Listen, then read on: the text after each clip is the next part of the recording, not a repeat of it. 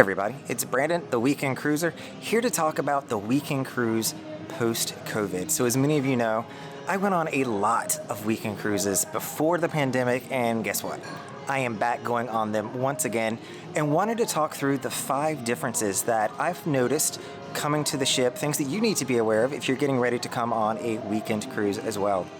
So let's talk about some of those protocols and things that you are going to see on place. And they start as early as the boarding process. So there are a lot of different things going on in the mobile app these days, specifically with Royal Caribbean. You want to make sure that you download the app and you are following their health protocols that are listed there.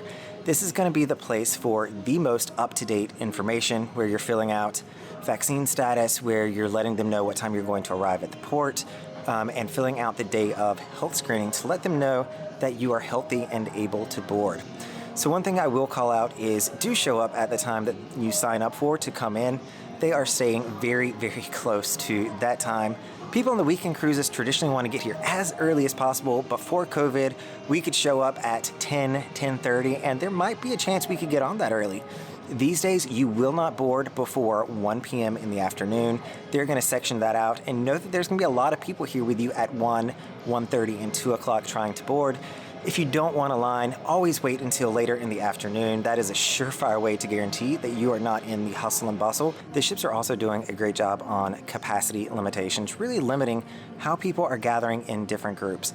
So depending on your vaccination status, specifically here on Royal Caribbean, you're going to be permitted into certain areas. And so I'm not going to list those out because I think that they could change at any time, but you do need to wear your mask in public areas. When you're out and about in open air areas, you do not need that on. But if you are inside of the ship, do pay attention. They have signage of where you can wear your mask, where you don't need to, because that would be for vaccinated only individuals. So just to clarify, if you have children that are not able to get vaccinated because they are not old enough, they will be considered unvaccinated, and you as well, the adults, will be considered unvaccinated that is out there.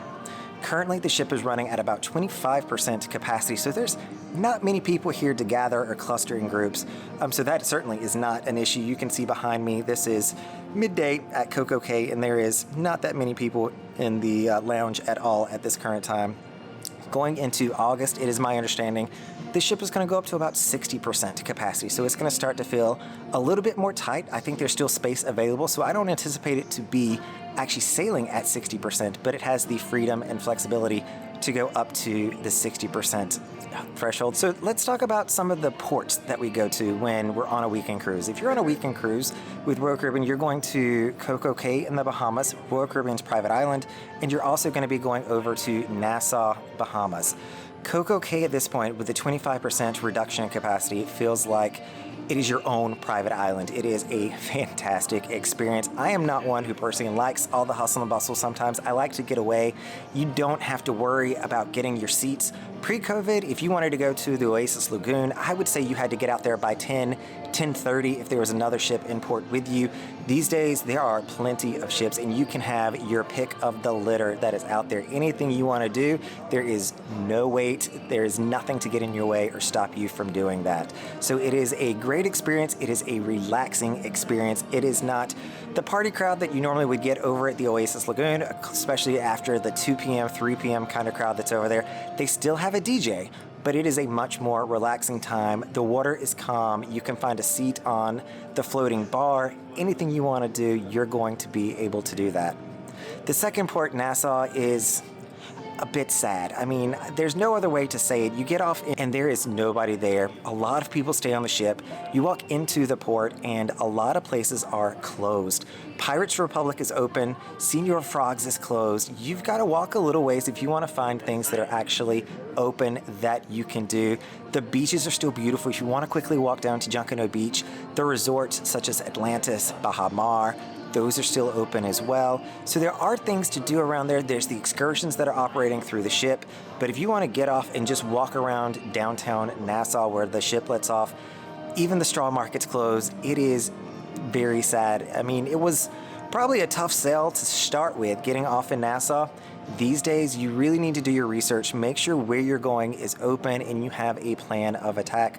Otherwise, you may just walk out, look around, and come right back to the ship. One final thing that I'll say as far as how things have changed a little bit, one reason I love to come on cruises, and hopefully this relates to some of you all, is the people watching. I love, like right now I'm sitting up here in the lounge overlooking the Splashaway Bay. It is amazing, or used to be amazing people watching, seeing people come back from Coco Cay, come back from Nassau. It used to be really excellent people watching throughout the ship. I think that's why a lot of people love to sit in the promenade, love to sit up here in the lounge or out by the pool in the shade, so that we can people watch and see what else happening, what else going on. The people watching has dried up. There is not that many people here, and there's not that, group base that's out there that's really egging each other on and causing, really good people watching or experiences for people to talk about. It is a very relaxing experience. I'm looking around right now. I see 2 people laying out, and that is it in the entire vicinity that I can see right now. And I have a bird's eye view to the entire Splashaway zone and the upper pool deck that is here. And there are 2 people up there at 4 p.m. in the afternoon at Coco Cay. So if you're coming on a cruise post-COVID, recognize that the weekend cruise is an amazing opportunity. It's an amazing cruise, but it has shifted. It has changed. It is not that high energy cruise that it used to be. It is a relaxing experience to get away, to refresh, and then go back to your daily grind. It will eventually get back to being that high energy, fun, quote unquote party crowd that is out there. But that is not the expectation that you need to have coming on these days. Even with capacity being increased in the coming months, I don't see that really happening. So I hope this video has really helped you in considering, should you come on a weekend cruise post-COVID? And if it has, press that subscribe button down below and let me know in the comments if you actually have one planned or if you're coming on a cruise ship. Would love to see you here, as I am often on the weekend cruise as well. So it is Brandon, the Weekend Cruiser, signing off.